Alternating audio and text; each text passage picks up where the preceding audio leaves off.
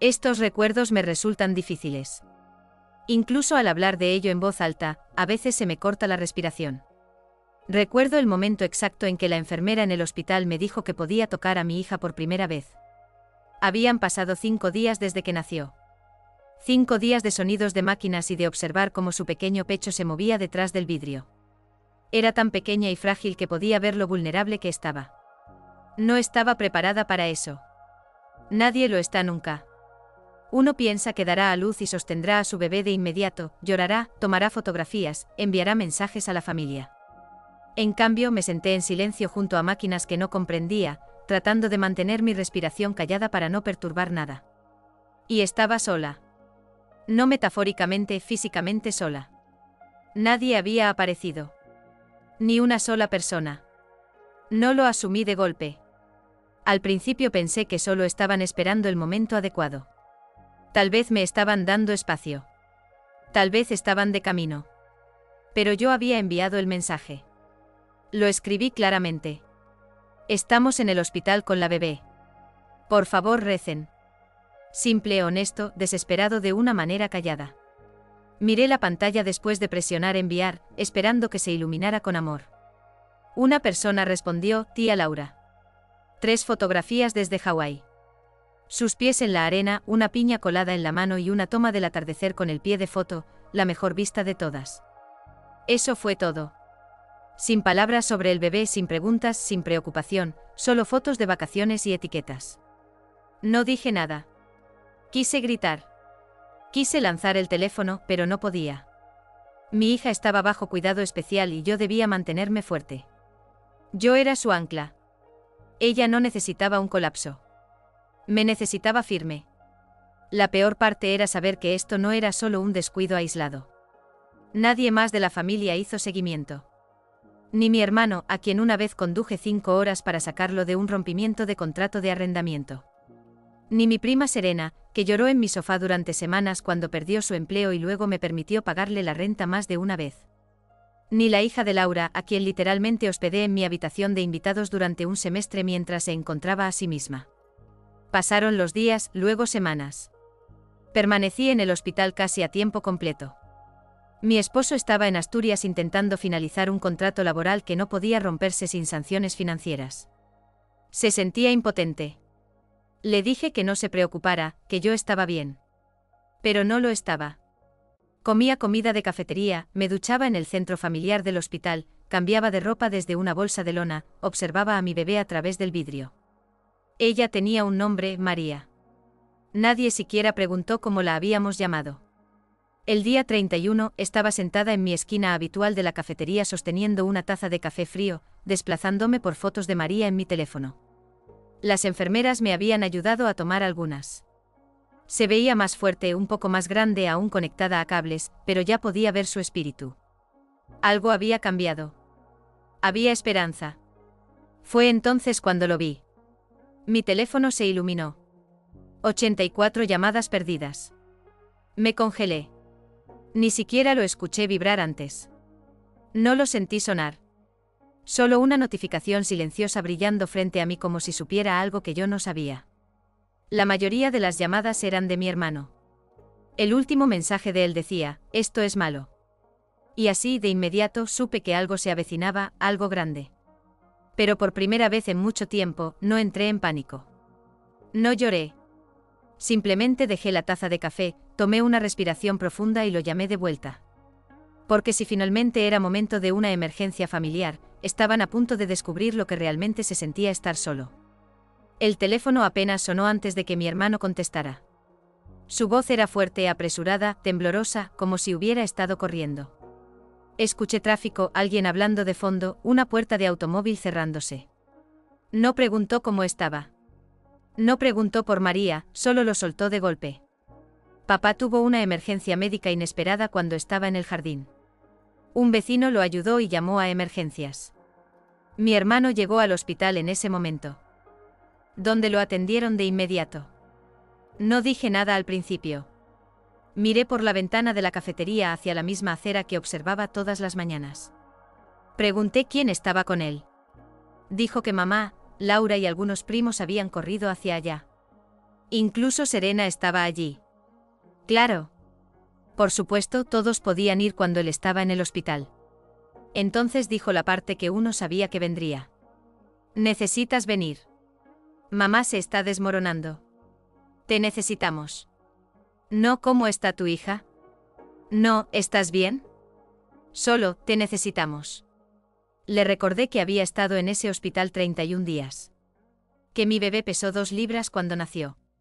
Que yo estaba allí sola comiendo de máquinas expendedoras y durmiendo en una silla plegable mientras todos ellos seguían con sus vidas como si nada hubiera pasado. Le pregunté si siquiera recordaba el mensaje que envié al chat familiar. No respondió eso. Dijo que habían estado ocupados. Dijo que Laura acababa de regresar de Hawái. Dijo que pensaban que yo no quería visitas. Que no quería sentirme abrumada. Casi me reí como si el silencio no fuera más abrumador que cualquier cosa. No grité. No discutí. Solo dije que no dejaría a María. No ahora. No por esto. Le deseé lo mejor a papá y lo decía en serio. Pero tendrían que resolver esto sin mí. Luego colgué. Él llamó de nuevo en segundos. Lo dejé ir al buzón de voz. Luego envió mensajes. Un muro de mensajes, algunos suplicando, otros manipulando con culpa, otros simplemente divagando. Me senté allí leyéndolos uno por uno, luego lentamente comencé a eliminarlos. No era rabia lo que sentía. Ni siquiera traición ya, solo una certeza fría y punzante. Durante años había sostenido a esta familia. Yo era la solucionadora, la pacificadora, la que ellos buscaban cuando las cosas se torcían. Pagué cosas sin que me lo pidieran. Recordé cumpleaños que ellos olvidaban. Nunca dije que no cuando alguien necesitó ayuda. Pero me dejaron sola en los momentos más delicados con mi hija. Me dejaron sentada junto a una incubadora día y noche sin preguntar cómo estaba sobreviviendo a eso. Así que hasta ahí llegó. Apagué el timbre, deslicé el teléfono de nuevo en mi bolsillo y subí las escaleras. María estaba dormida, sus brazos ligeramente extendidos como si flotara. Su ritmo cardíaco era estable. Por primera vez podía respirar casi por sí misma. La enfermera me dijo que probablemente pronto intentaríamos con biberón. Me quedé allí mirándola y lo sentía sentarse dentro de mí. Ya no le debía nada a nadie. Podían suplicar, llamar, llorar. No importaría. Cualquiera que fuera la tormenta que les llegara después, tendrían que afrontarla sin mí porque yo ya no era su red de seguridad. Yo era la madre de mi hija y había terminado de salvar a personas que ni siquiera aparecían cuando importaba. Los siguientes 2 días se sintieron como estar bajo el agua. Aún todo apagado, pesado. Mi teléfono no sonó. Nadie escribió. No sobre papá, no sobre nada. Después de aquella avalancha de llamadas y mensajes, fue como si alguien bajara un interruptor y cortara los cables. Era casi impresionante lo rápido que podían desaparecer de nuevo cuando no obtenían lo que querían. Yo tampoco me acerqué. No para preguntar si papá había sobrevivido a la cirugía. No para verificar si mamá estaba bien. Me senté en la sala del hospital como lo había hecho por un mes, mirando a María dormir en su pequeño nido de mantas y cables, observando los monitores parpadear y zumbar. Y esperé. Les di la oportunidad de mostrarme que lo decían en serio. De preguntar por ella, por mí. Nadie lo hizo. En cambio, María aumentó 4 onzas. Eso era lo que importaba. Finalmente la estábamos destetando del oxígeno. Abría los ojos por más tiempo, envolvía toda su mano alrededor de mi dedo meñique. Cada vez que la veía luchar, yo me sentía más fuerte. Raúl Onsales. Entonces, 2 días y medio después, Laura apareció. Me enteré por una de las enfermeras. No llamó antes. No envió mensaje. Simplemente entró con las gafas de sol aún puestas, sosteniendo una pequeña bolsa de compras como si estuviera dejando un regalo para inaugurar una casa. No pidió ver a María. No preguntó dónde estaba yo. Solo dejó unas galletas carísimas con la enfermera. Sonrió y se fue. Ese fue su gran gesto. Más tarde ese día, mi hermano volvió a enviarme un mensaje. Así que, ¿ahora estás cortando a todos después de todo lo que hemos hecho por ti? Miré el mensaje durante mucho tiempo. Pensé en las horas que pasé ayudándole a reescribir su currículum cuando perdió el trabajo. El préstamo que le di cuando su coche se averió, los pagos de matrícula, las entregas de alimentos cuando su esposa estuvo enferma.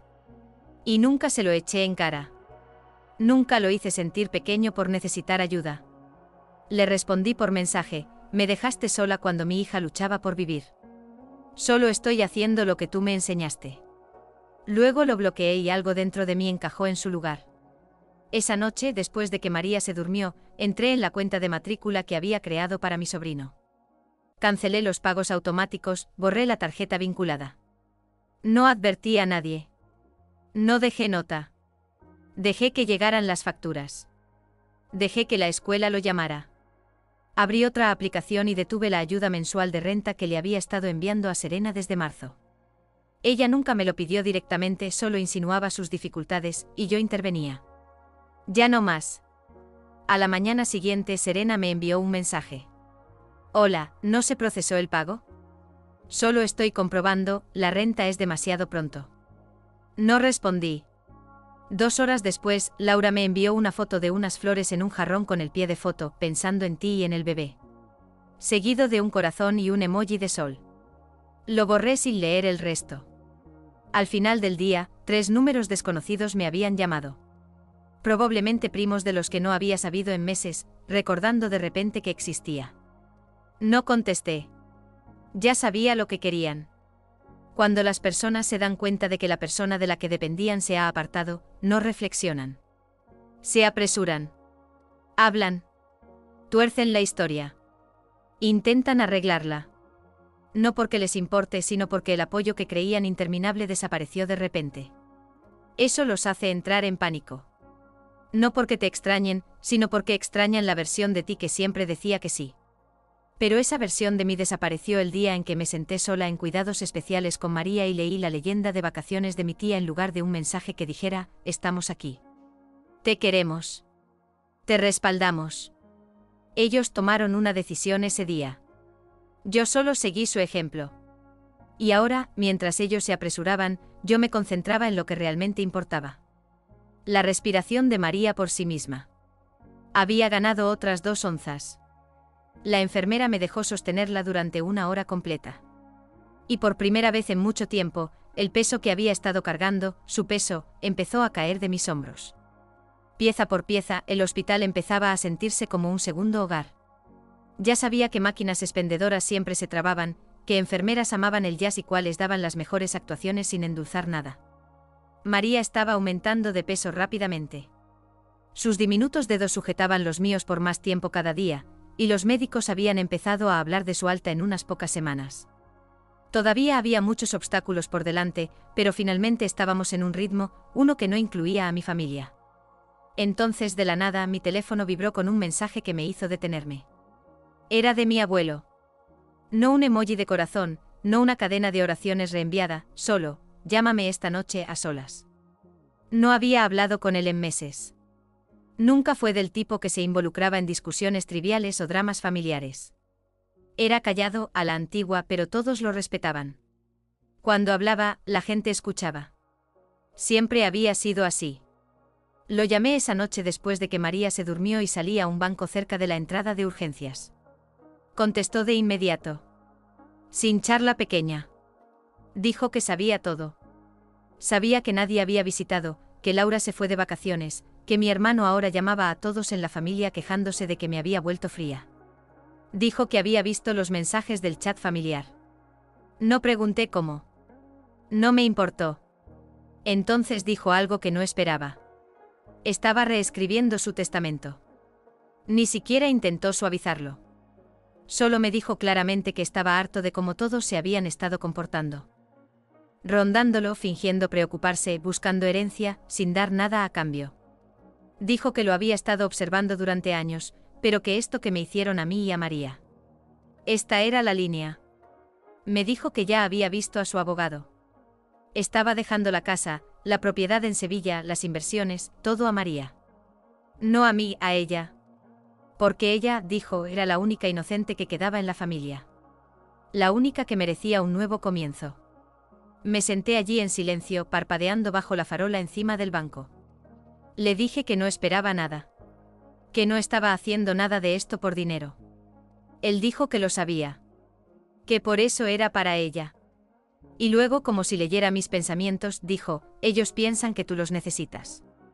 Pero eras tú la única que mantenía a esta familia unida. En el momento en que dejaste de cargarlos, todo empezó a derrumbarse. No dijimos mucho después de eso, solo una despedida tranquila. A la mañana siguiente desperté con caos en el chat familiar. Capturas de pantalla, una foto borrosa de un documento legal mecanografiado. Preguntaban si era una broma. Laura enloquecida con mayúsculas. Mi hermano enviando signos de interrogación. Nadie mencionó a María. Nadie preguntó cómo estábamos. Todo era sobre dinero, propiedades, que era justo y que le había dicho yo a él. Aparentemente mi abuelo había convocado una reunión familiar en su casa sin decir por qué. Todos asistieron, probablemente pensando que iba a anunciar algo sobre reducir gastos o repartir regalos anticipados. En cambio, repartió carpetas con el Nuevo Testamento dentro, luego se levantó y salió de la sala. No lo explicó. No pidió opiniones. Simplemente lo hizo definitivo. Laura estaba furiosa. Serena envió un mensaje pasivo-agresivo sobre honrar la tradición familiar. Mi hermano intentó hacerme 2 videollamadas. No respondí. En cambio, me senté con María en la silla del hospital, sosteniéndola cerca mientras dormía contra mi pecho. Todo indicaba que estaba estable y tranquila. Podía sentir su calor. El peso de ella finalmente empezando a sentirse real en mis brazos. El verdadero peso que llevaba no era financiero. No se trataba de herencia. Era la carga silenciosa y agotadora de ser la que siempre estaba presente mientras los demás solo tomaban. Ahora el peso se había desplazado. La familia aún no lo entendía. Pensaban que esto se trataba de dinero, que de alguna manera había vuelto a nuestro abuelo en su contra. Pero esto no era venganza. Este era el costo de sus decisiones. Y aún no había terminado. Porque ni siquiera les había dicho la segunda parte, lo que estaba planeando después. Esperé 3 días más antes de decir algo. Dejé que los mensajes se acumularan. Dejé que el pánico se asentara. Mi hermano envió otra docena de mensajes. Algunos enojados, otros pretendiendo estar calmados como si intentara razonar conmigo. Laura cambió de táctica y me mandó una nota de voz sobre cómo la familia necesita mantenerse unida, especialmente por el bien de María. Serena preguntó si podíamos hablar, solo nosotras, lo cual resultaba risible considerando que no dijo una palabra cuando yo estaba sola en el hospital con un bebé tan pequeño que necesitaba cuidados especiales. Lo que ninguno de ellos comprendía era que mientras discutían sobre un testamento, yo estaba ocupada planeando algo completamente diferente. María mejoraba, se hacía más fuerte cada día, y yo había estado hablando con la trabajadora social del hospital, reuniendo en silencio la documentación para algo que ellos nunca pensaron que realmente haría. Me estaba mudando no al otro lado de la ciudad, sino al otro lado del país. Se había abierto un puesto en el Hospital Infantil de Bilbao, donde a mi esposo le acababan de ofrecer un cargo permanente. La posición era de medio tiempo flexible e incluía un paquete de reubicación y, lo mejor de todo, un lugar en su programa de seguimiento de cuidados intensivos neonatales para María, lo que significaba que recibiríamos atención continua de especialistas que ya sabían cómo tratar a bebés como ella. No se lo conté a nadie excepto a mi esposo Álvaro y a la enfermera que había estado conmigo desde el primer día. No le debía esa información a nadie más. 2 días antes de nuestro vuelo, finalmente respondí al chat familiar. No con palabras, solo con una foto. María en un body nuevo, dormida en su asiento de coche y detrás de ella 2 maletas empacadas y cerradas. Laura respondió primero. ¿A dónde van? Serena le siguió. Espera, ¿qué es esto? ¿Se están mudando? El mensaje de mi hermano llegó al final. ¿En serio vas a hacer esto después de todo? Después de todo. Como si yo hubiera sido la que desapareció. Como si yo hubiera sido la que dejó a alguien más atrás en una cama de hospital. No respondí. Al día siguiente la habitación del hospital estaba vacía. María fue dada de alta, y estábamos en un avión. Solo yo, mi esposo y nuestra hija. La sostuve durante todo el vuelo. No lloré. No miré atrás. Esa noche en el hotel cerca de nuestro nuevo apartamento, mi esposo abrió su teléfono, revisó los mensajes de mi familia y me preguntó si quería bloquearlos. Dije que aún no porque quería que vieran cómo era la vida sin mí. Y lo vieron. Durante las siguientes semanas, empecé a publicar solo unas cuantas fotos tranquilas en redes sociales. La primera siesta de María en su nueva cuna, su revisión médica en el nuevo hospital, un vídeo de ella sonriendo al ventilador de techo como si fuera lo más hermoso que había visto. Los comentarios comenzaron a llegar. No de ellos permanecieron en silencio mirando. Pero yo lo veía, las visualizaciones, las visitas a mi perfil, la vigilancia silenciosa de personas que lentamente se daban cuenta de que ya no formaban parte de la historia. Y entonces sucedió. Llegó una carta, escrita a mano, de mi abuelo. Dijo que estaba orgulloso de mí. Dijo que aún no se lo había contado a los demás, pero que había hecho otro cambio. El fideicomiso se dividiría antes, no solo en el testamento. La parte de María sería transferida a un fondo educativo disponible únicamente para ella. Sin cofirmantes, ningún miembro de la familia podría tocarlo. Escribió: ellos dieron por sentada tu bondad. Ahora verán lo que pasa cuando esa bondad se dirige a otro lugar. La leí 2 veces, luego la doblé y la guardé en la caja de recuerdos de María, justo al lado de la foto de ella en aquella incubadora del hospital. La familia no se derrumbó de inmediato, pero pieza por pieza, las cosas comenzaron a resquebrajarse. Serena publicó sobre necesitar ayuda con la renta. Laura insinuó vender su condominio. El hijo de mi hermano fue retirado de la escuela a mitad del semestre. No celebré nada de eso. Ni siquiera respondí porque la verdad era que ya no estaba enojada. Estaba libre. Comenzó lentamente. Algunas interacciones en viejas fotos de Instagram, algunas reacciones. Nada directo, solo lo suficiente para tantear el terreno. No respondí. Dejé que el silencio hablara, pero luego, unas 6 semanas después de mudarnos, Serena fue la primera en quebrarse. Me envió un correo electrónico de 5 párrafos completos, la mayoría evitando la palabra perdón, como si fuera un campo minado. Escribió sobre lo difícil que habían sido las cosas y como nadie realmente sabía cuán serio era todo. Dijo que había estado pensando en María y que esperaba que algún día pudiéramos reconectar como familia. Al final agregó: me encantaría conocerla. Creo que merece conocer sus raíces. Raíces. No se refería a la historia. Se refería al acceso. Se refería a la proximidad a María, al dinero. A la vida que podía ver desde fuera mirando hacia adentro. No respondí. Una semana después, llegó una caja a mi puerta. Sin remitente, pero reconocí la letra en la tarjeta antes de abrirla. Laura. Dentro había ropa de bebé toda demasiado grande, y un osito de peluche con una cinta dorada que todavía olía débilmente a perfume. La tarjeta decía: para mi pequeña princesa con amor de tu tía abuela Laura. Dejemos el pasado atrás. Puse el oso de nuevo en la caja, la volví a sellar y la guardé en el armario del pasillo. Luego mi hermano, él no envió mensaje. No escribió. Apareció. Recibí la notificación de mi cámara del timbre mientras lavaba biberones. Estaba allí de pie, con las manos en los bolsillos de la chaqueta, mirando hacia la puerta como si no pudiera creer que era real. Dudé. Pensé en ignorarlo. Pero algo en mí quería ver qué diría cara a cara. Abrí la puerta. Se veía desgastado, no enfermo, solo abatido, como alguien que se había quedado sin excusas. Dijo: pasaba por aquí.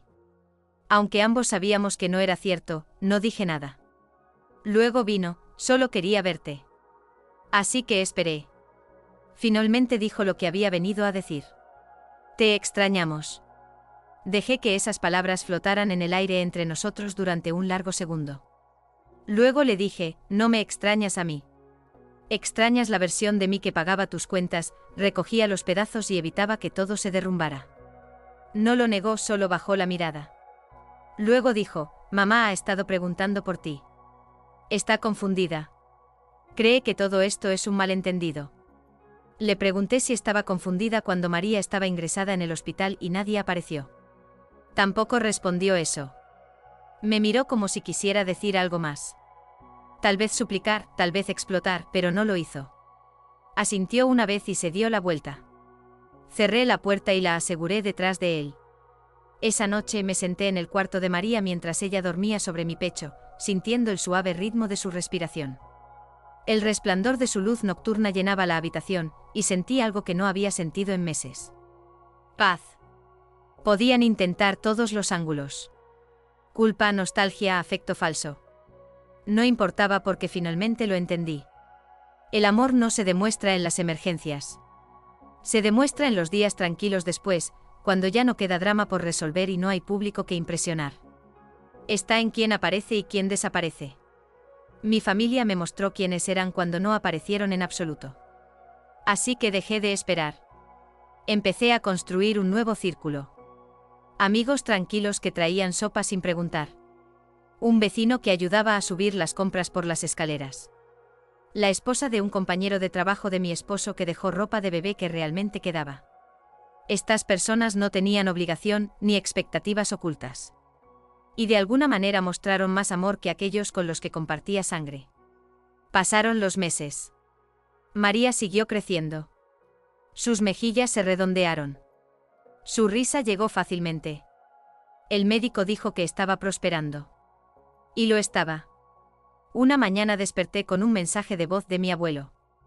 Dijo, ellos todavía no lo entienden, pero esa ya no es tu carga. Sonaba cansado pero en paz, como alguien que había tomado su decisión y estaba conforme con ella. Esa misma semana, mi esposo y yo llevamos a María a una cabaña en la montaña durante el fin de semana. Dejamos nuestros teléfonos en un cajón. Vi salir el sol sobre los picos cubiertos de nieve con mi hija acurrucada contra mi pecho y comprendí algo. Ellos siempre querrán volver a entrar. Siempre pondrán a prueba el límite. Pero yo siempre recordaré el silencio en cuidados especiales. El que no estaba lleno de extraños, sino de la ausencia de personas que deberían haber estado allí. Y nunca olvidaré lo que eso me enseñó. No todas las familias merecen una segunda oportunidad. Algunas solo merecen un cierre.